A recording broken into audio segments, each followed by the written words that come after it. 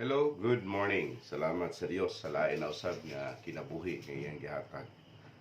Naana po'y nindot kayo sa tibok na to nga gabi iyatang giatiman. No? O niya iyatang gibantayan sa to ang kinabuhi.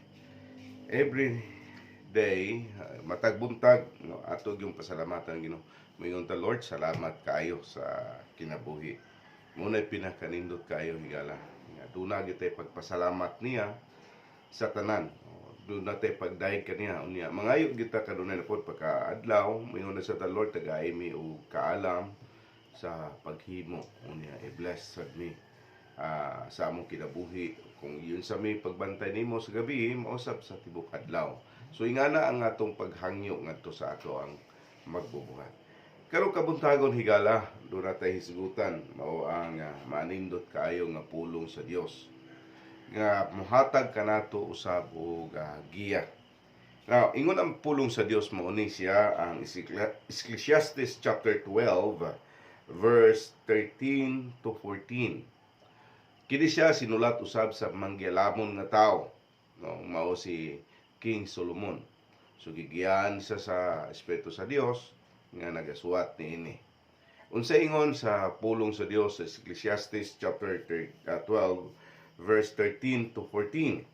Mao ni ato ang nga tagaan o pagtagad o ato sad nga tagaan sa pagplastar sa ato ang kinabuhi. Ingon ang pulong sa Dios, let us hear the conclusion of the whole matter. Fear God and keep His commandments, for this is the whole duty of man. Verse 14. For God shall bring every work into the judgment with every secret things, whether it be good or whether it be evil.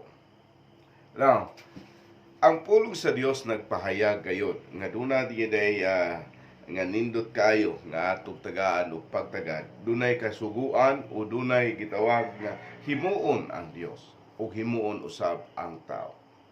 Ang Dios tagaingon, ang pulong sa Dios tagaingon, let us hear the conclusion. Minaw ta sa katapusan kayo. The conclusion is the end. Ngayon, no, katapusan na, doon na himuon. And then yung siya of the whole matter sa tibuok gayud nato la nga ato nga tagaan. Fear God and keep His commandment, for this the whole duty of man. Now, our duty, no, ang ato adayong duty diay sa tibuok, sa ato tibuok nga kinabuhi. Kinahanglan gayo to keep His commandments sa iyang tangang kasuguan. Dili lang gitawag nga daga mura ni kasuguan nga atong no, the whole commandment of God pwedeng daghana kayo. And then gihimo lang paggiya sa tuwa. Igon siya, that is your duty. Nga naman, kinahanglan gayod nga tagaan na to pagtagad. Doon na tayo pagkahadlok sa Dios. Ang nga naman nga gingon man siya, this is the commandment of God, to keep His commandments and to fear God. Why? Because ang ato ang tanan nga ibuhaton sa matagutlo sa itong kinabuhi diay. Every words nga gimugawa sa imong baba, every move nga mohimo nimo, tanan gayud. Dal-un na atubangan sa Dios sa judgment.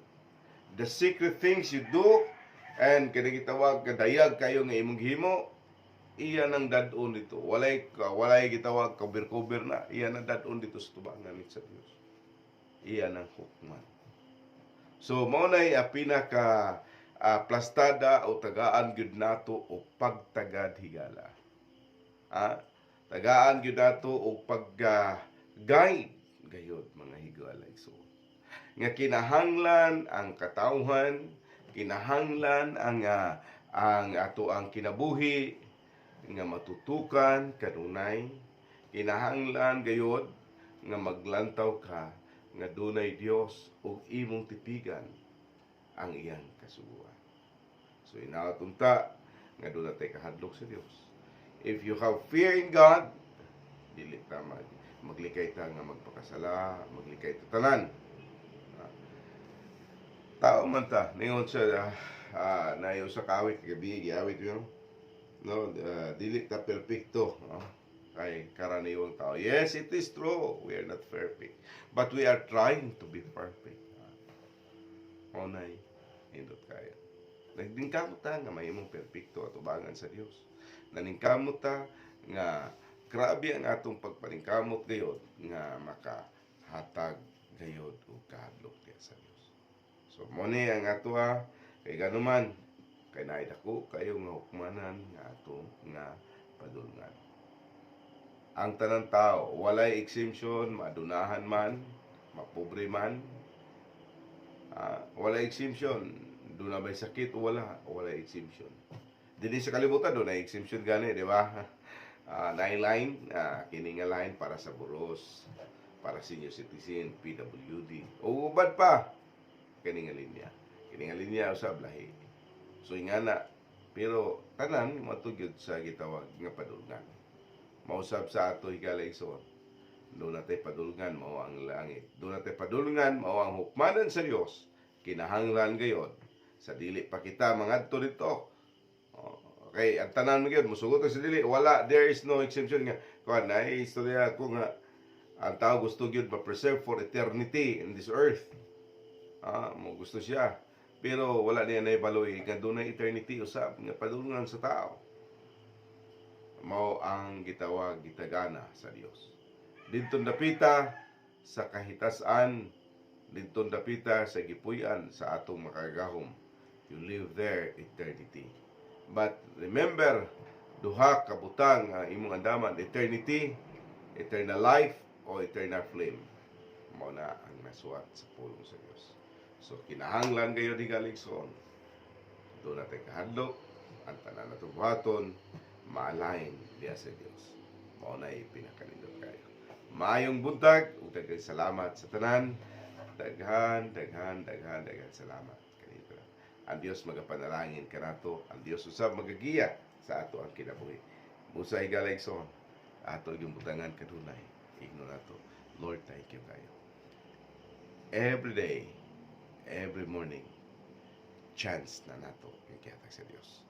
Musa higalayson, matag buntag atong pasalamatan na Ginoo. Igno atong Lord, thank you kay sa atong mata. Atong mga mata higalayson, nakakita pa sa kahayag. Ang atong mga ilong nakahatag pa og maayong paghinawa. Ang atong mga ngabil nakabuka pa ug nakagawas ang mga pulong. Atong dalunggan, atong mga kamot.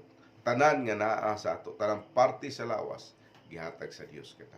Ug maayo kayo busa atong pasalamatan ang Ginoo.